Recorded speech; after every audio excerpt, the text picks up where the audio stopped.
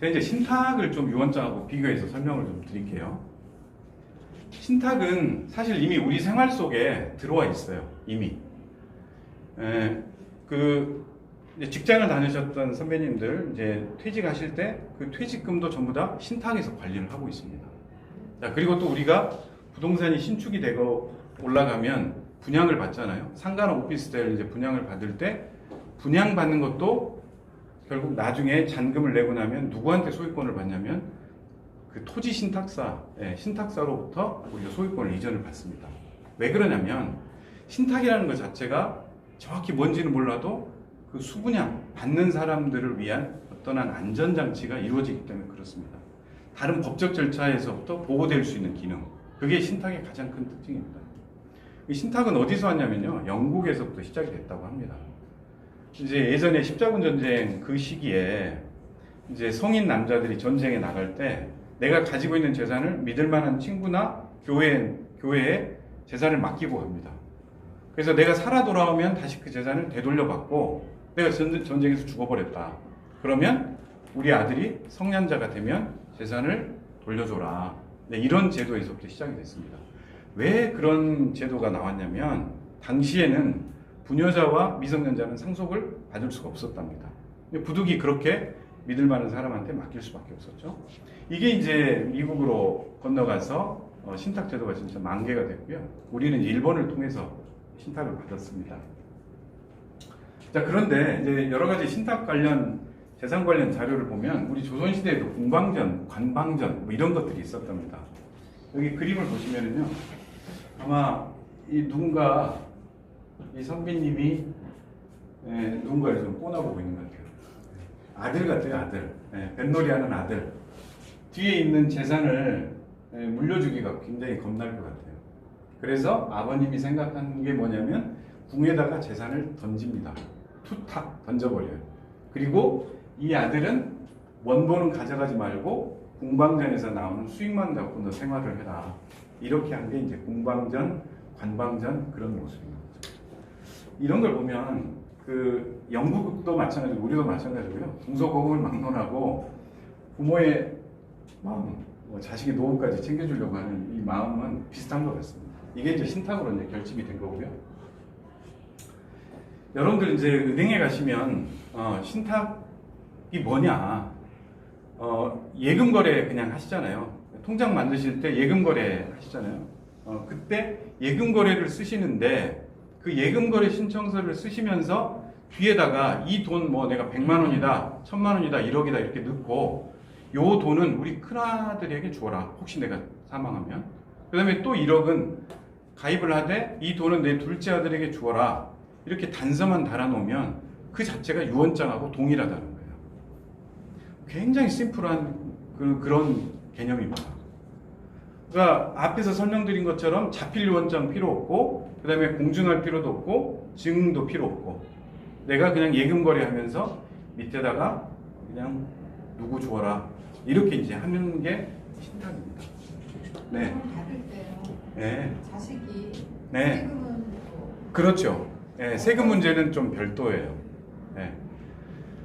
세금은 사망 시점에 가지고 있었던 신탁된 재산까지 다 포함이 돼서 자식이 세금을 내는 거거든요. 네. 그러니까 받는 사람이 내야죠. 네. 이제 신탁이 필요한 경우를 제가 영상으로 한번 보여드려 볼게요. 이번 창사의 피해자 중에는 부모님을 포함한 가족 4명을 한꺼번에 잃고 혼자만 살아남은 8살 어린이가 있어서 주의를 안타깝게 하고 있습니다. 이번 사고의 안타까운 사연들 홍수진 기자가 취재했습니다. 경주대학교 임찬호 교수는 가족과 함께 싱가포르에 가려다 사고를 당했습니다. 임 교수와 부인, 10살 된 아들, 그리고 4살 딸 등 가족 4명이 그 자리에서 숨졌습니다. 둘째인 8살 성준 군만 병원에서 치료를 받으며 엄마 아빠를 찾아 주의를 안타깝게 하고 있습니다. 자기가 다쳤으니까 엄마 아빠도 다쳤으려니 지금 치료받고 있으려니 생각해요. 몰라요. 69살 네, 여기 예전에 인천대교 사고 아마 생각이 나실 텐데요. 저희가 가끔 상담하다 보면 그런 경우 있습니다. 이제 이 외가하고 본가하고 막 싸우는 경우 있잖아요. 돈 때문에 부모님들 교통사고로 사망하고 이제 그런 경우 보는데 그런 이제 누가 관리를 할 거냐, 재산 관리를 할 거냐 이런 것도 사실은 신탁으로 객관적으로 관리를 하면 이제 아이를 위해서 쓰여질 수 있다. 이제 그런 사례입니다. 근데 이제 여기는 사실 이제 그런 걸 하지 않고 돌아가셨고 어떤 이제 기사들 보시면 외삼촌이 돈이 있을 때까지는 괜찮은데 돈이 떨어지고 나니까 그 조카를 계속해서 구박했던 그런 일들, 그 다음에 아이가 또 커서 그 돈을 다시 찾겠다라는 소송하는 것들 뭐 기사로 보실 수 있을 겁니다. 그래서 이제 이런 어떤 분쟁의 가능성을 미연에 좀 줄여볼 수 있지 않을까 그런 생각이 듭니다. 자, 그런데 우리가 이제 기존에 알고 있는 유언장과 신탁이 어떤 차이가 있냐 여러 가지가 있지만 두세 가지. 이런 분이 계십니다. 7, 80대가 되신 어르신인데 내가 가지고 있는 재산이 우리 와이프에게 주고 와이프가 다 쓰다가 남는 돈 있으면 자녀들에게 줘라 이렇게 하고 싶으신 분도 계세요. 또 이런 분도 계십니다. A라는 재산은 큰아들, B라는 재산은 둘째에게 주고 싶다. 그런데 혹여 우리의 자녀들도 사망하면 각각의 재산은 그 손주들에게 가도록 하고 싶다. 이제 이런 분들이 계세요. 자, 이걸 내가 이제 유언장을 한번 작성을 해보는 거죠. 똑같이 유언장으로 작성을 해보는 거예요. 자필이든 공증이든. 그러면 이게 법적으로 효력이 있겠느냐. 이제 제가 이걸 한번 생각해 보자는 겁니다.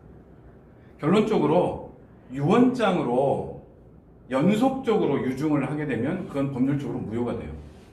그러니까 유언은 양자 간의 관계에 그치는 겁니다. 반면에 신탁 제도는 내가 사망하면 우리 와이프 주고 와이프가 다 쓰다가 남는 돈 있으면 그때 자녀에게 주어라. 이렇게 롱텀의 고령화 시대에 좀 재량적인, 탄력적인 상속 설계를 할 수 있다. 이런 특징이 있습니다. 두 번째는 상속을 받을 사람이 이제 여러 가지가 있습니다.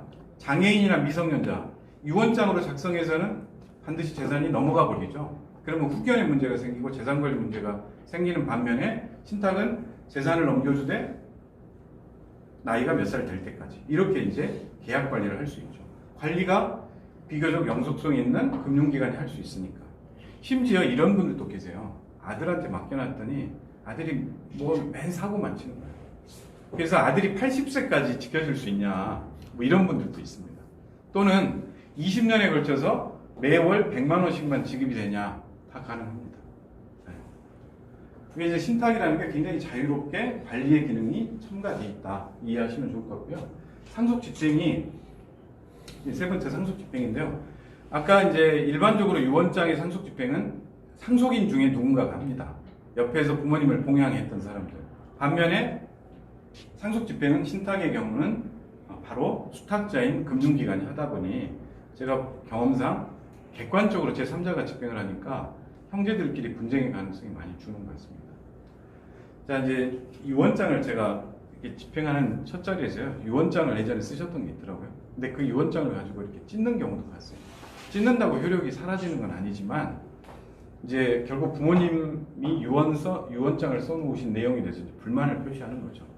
반면에 신탁의 경우는 그냥 저희가 객관적으로 수탁자가 제3자가 돼서 집행을 해버리니까, 부모에게는 물론 이제 분쟁이 좀 불만이 있을 수 있지만 남아있는 형제들끼리는 네가 부모를 꼬셨다 이런 이제 그런 갈등의 구조가 좀 줄어드는 것 같습니다. 그래서 상속 집행도 객관적인 제3자가 하는 게 훨씬 좋지 않나 그런 생각이 듭니다.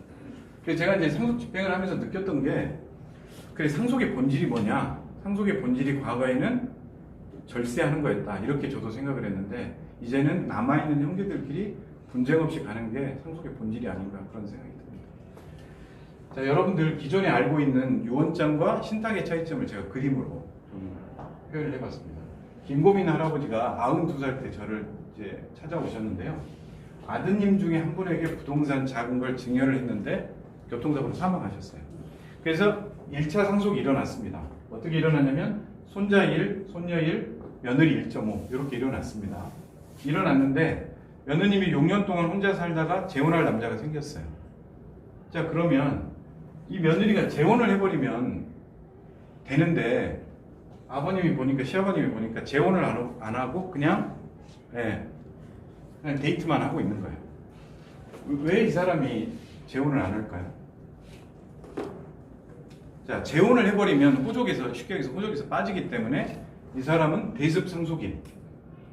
자, 아들이 죽었다 그래서 이분들이 상속을 못 받는 게 아닙니다. 상속을 받을 수 있는 권리, 그걸 대습 상속인의 권리라고 하는데, 이분이 호족에서 빠져버리면, 재혼을 해버리면 본인의 대습 상속 권한이 빠져버리는 거죠. 네. 연세가 92이니까 조금 기다리는 거죠. 네. 근데 그 모습이 시아버님한테 보이는 거예요. 그래서 유언장을 이렇게 쓰고 싶은 겁니다. 자, 내가 사망하면 내가 가지고 있는 재산의 상속분을 며느리에게 주되, 며느리가 재혼하거나 사망하면 손자, 손녀에게 줘버려라. 이렇게 쓰고 싶은 거예요. 자, 어때요? 이 유언장이 효력이 법률적으로 있을까요? 예, 아까 말씀드린 대로 유언장은 양자 간의 관계입니다. 그 이후의 유증까지는 통제할 수가 없어요. 예, 연속 유증은 법률적으로 우리 민법에서 인정하고 있지 않습니다. 그래서 이 유언장은 효력이 없어요. 예. 근데 이걸 이제 신탁으로 가볍게 해결이 가능하죠. 똑같이 며느리에게 주되, 며느리가 재혼하거나 사망하면 손자, 손녀에게 주되, 손자, 손녀가 30살이 되면 재산을 넘겨줘라. 그리고 우리 손자, 손녀에게 교육비, 의료비 지급을 이렇게 해라. 이제 이런 내용들을 공감할 수가 있는 거예요. 네. 자, 그 다음에 이제 아까 더 신탁이 필요하신 분들은 장애인 자녀를 둔 부모들. 네. 내가 재산을 아무리 줘도 장애인 자녀를 위한 케어 방법. 재산에 백업이 있어야, 뒷받침이 있어야 사실은 실질적인 정말 인간적인 삶을 유지할 수 있을 텐데, 이 재산을 자녀가 사망할 때까지 관리할 수 있는 방법. 이게 이제 신탁 제도입니다. 이제 좀 첨가하자면, 신탁에서는 장애인들을 위한 방법이 이제 세제 혜택이 있는 게 두 가지가 있습니다. 하나는 보험 활용하시면 돼요. 연간 4천만 원까지는 이제 보험에서 연금 나오는 거 비과세가 됩니다. 그 다음에 또 신탁으로 5억까지 맡기면 증여세가 이제 비과세가 됩니다. 이제 그런 것들을 우리 세제에서도 인정을 하고 있고요. 이제 외국의 사례를 보면 이제 휘트니 휴스턴 같은 경우도 이미 표현되어 있습니다. 여기 이제 휘트니 휴스턴은 뭐 딸을 위해서 이미 이렇게 해놨고요. 25세, 30세 이렇게 이제 나눠놨습니다. 자, 이제 여기 보시면 우리나라도 21세, 25세, 30세 이렇게 나누느냐 이렇게 질문하시는 분들이 계시는데 이렇게 가능합니다. 가능해요. 여러분들 그 4, 5년 전쯤에 우리 큰 대형 재난 사고, 세월호 사고 기억하시지 않습니까? 거기서 이제 사고가 나서 처음에 혼자 살아남은 이제 가족 중에 혼자 살아남은 6살 난 여자아이가 있습니다. 그 배에서 이렇게 드리워졌던 이렇게 구출됐던 여자아이 있는데요. 나중에 세월호 신탁 이렇게 한번 조회해 보시면 그 아이에게 법적 이제 그 보상금이 나왔습니다. 그 엄마, 아빠, 오빠까지 사망한 것에 대한. 근데 문제는 그 여자아이한테 돈을 주게 되면 누군가 또 돈 관리를 해야 되지 않습니까? 그래서 후견인이 고모로 선임이 됐어요. 근데 국가에서는, 법원에서는 이분에게 모든 재산을 관리할 권리를 주지 않고 신탁하라 이렇게 명령을 내렸어요. 그래서 후견인이 저희한테 찾아와서 아이의 복리를 위해서 생활비를 얼마를 줘야 될지, 또 아이를 위해서 또 어떤 지원을 해야 될지 이런 것들을 계약서에 쭉 나열을 해서요. 저희가 매월 관리를 하고 있어요. 네. 그리고 그 친구는 더 중요한 게 뭐냐면 상당히 많은 재산이기 때문에 성년자가 되면 아마 고모가 아이 손을 잡고 그동안 내가 너 양육해 준 것에 대해서 보은하라 이럴지도 모릅니다.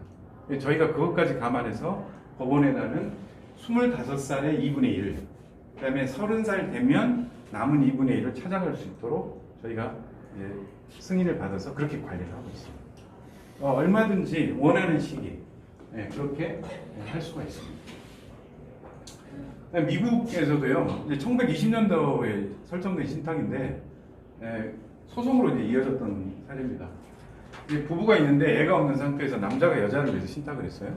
그래서 내가 사망하면 우리 와이프에게 매월 생활비를 줘라. 근데 재혼하면 기부해버려라. 이렇게 신탁을 한 거예요.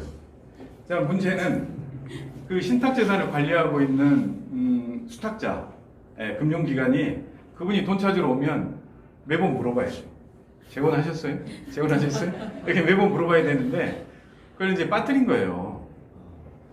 그래서 이분은 이제 남편 사망한 지 3년 뒤에 재혼했거든요. 그리고 20년 뒤에 이제 돌아가셨습니다. 20년 동안은 연금 형태로 계속해서 받은 거예요. 그럼 여기서 손해본 사람은 누구냐면 나중에 기부받을 기부 기관이 이제 손해를 본 거죠. 그래서 이제 기부처에서 수탁자를 상대로 쓸데없는 20년의 지급이 있으니까 니들 다 물어내라. 이렇게 소송을 한 겁니다. 대법까지 가서 수탁자가 졌습니다. 이제 상담을 하다 보면요, 뭐 기발한 조건을 다는 분들도 있습니다. 어떤 분은 대학 교수님인데요, 따님이 중3인데 공부를 되게 안 하나 봐요. 그래서 이런 것도 가능하냐고 물어봐요. 본인이 이제 동부 쪽에 유명한 명문대를 나왔는데 우리 딸이 내 재산을 가져가려면 내가 나온 대학을 졸업해야 되고 그 졸업장을 금융기관에 제출하라. 이렇게 이론 쪽은 가능해요. 다 가능합니다. 근데 이제 만약에 또 그 대학을 안 나오면 어떨까 이제 이런 문제 때문에 그건 이제 못했는데 얼마든지 원하는 조건들을 해서 관리를 할 수가 있습니다. 제가 사례는 좀 간단하게 좀 몇 가지로 말씀을 드리겠습니다. 앞에서 설명을 드렸기 때문에 제가 등기부 등본을 보여드리는데요. 신탁을 한다는 것은 재산을 넘긴다는 겁니다. 그래서 부동산에 내가 이분이 가지고 있다가 신탁을 한다는 것은 수탁자에게 소유권을 마치 넘기는 모양으로 등기를 해야 돼요. 네. 그래서 신탁이 익숙치 않으면 은행에 뭔가 뺏기는 거 아니냐 이런 생각이 드는 거예요. 되게 기분이 안 좋은 느낌도 듭니다. 그런데 신탁을 하게 되면 누군가가 이 소유권을 열어보면 내 재산이 아니라 수탁자, 소유자가 아니라 수탁자로 표시되긴 하지만 은행 앞으로 소유권이 돼 있는 걸로 나옵니다. 근데 장점은 뭐냐면요, 내가 다른데 대출이 있어요. 대출이 조금 있어요. 돈 빌린 게 있습니다. 그런데 수탁자에게 이전이 돼 있는 상태에서는요, 그 사람이 이 재산에 대해서 압류나 가압류를 할 수가 없어요. 명의상으로 대외적으로 소유권이 은행 앞으로 돼 있기 때문에 마음대로 강제 집행을 할 수가 없는 장점이 있어요. 자, 그런데 이걸 너무 악용하면 문제가 되겠죠. 그렇죠? 그 채권자도 악용됐는지 그렇지 않는지를 면밀하게 따져서 이제 사회신탁이다라고 신탁을 깨려고도 할 겁니다. 그런데 사회신탁으로 깨지려면 정말 우리 이제 법상으로 뭐 영어 표현을 안 하더라도 정말 사회성이 있다. 채무를 내가 아예 그냥 부담을 안 하려고 하는 그런 객관적인 자료가 있어야만 가능합니다. 뭐 집이 10억인데 내가 1억 정도 대출을 받았다. 이런 것들은 사회신탁 요건이 되지 않습니다. 자, 여기서 이제 제가 요 등기부 등본을 보여드리는 이유는 이제 집행이 됐을 때 어떻게 되는지 좀 알려드리려고 합니다. 자, 신탁이 됐어요. 일반적으로 개발 신탁을 하면 이 상태에서 종료가 되면 원소유자들에게 소유권을 나눠줍니다. 네, 등기를 해드려요. 다시 이쪽으로 넘어가야 되는데 이분은 내가 죽으면 누구에게 줘라라고 등기를 해놓으신 거예요. 그래서 이 수탁자가 직권으로 본인의 법인 등기부 등본을 떼서 이 김모 씨에게 바로 소유권을 넘겨드리는 겁니다. 네, 이렇게 해서 끝나는 겁니다. 집행을 해버리는 거예요. 그래서 원인이 내가 가지고 있던 재산을 귀속시켜버린다라고 끝내는 겁니다. 네, 이게 이제 신탁의 집행입니다. 자, 이렇게 되면 이 재산이 상속인들 간에 집행도 안 되고 붕 떠 있는 상태가 존속할 수가 없죠. 그래서 원하는 대로 집행될 수 있는 가장 큰 장점이 있다. 이렇게 말씀드릴 수 있습니다. 자, 여기 이제 한번 봐보세요. 이제 등기부 등본 이야기가 나왔으니까 이 37년생의 실제 사례인데 37년생의 이분이 신탁을 언제 했나요? 뒤에 2017년 4월 3일 날 신탁을 했습니다. 자, 근데 귀속은 언제 됐나요? 네, 6월 8일. 2달 뒤에 했습니다. 2달 뒤에. 실제 2달인데요. 이분은 저희가 이제 상담하기 위해서 갈 때마다 응급실을 가셨어요. 2번이나. 3번째 이제 뵀거든요. 4월 3일 날 3번째 뵀는데 계약서를 겨우 쓰고 그 다음날 또 응급실 가셔가지고 4월 5일 날 돌아가셨어요. 이 두 사람의 관계가 어떻게 되냐면 이제 30년 동안 같이 사셨던 분인데 법적 배우자는 아니에요. 근데 이분의 전처는 사망하셨고 자녀들은 전부 다 미국에 있거든요. 근데 이분이 아무런 조치를 해놓지 않고 사망하면 이 같이 30년을 사신 분이 상속을 받을 수 있을까요? 한 푼도 못 받습니다. 네, 법적 배우자만이 받을 수가 있어요. 그래서 이분이 이제 이쪽으로 신탁을 해야 되겠다라고 해서 처리를 한 거죠. 그러니까 만약에 이 조치를 해놓지 않았다면 이분 입장에서 굉장히 억울한 상황이 발생이 됩니다.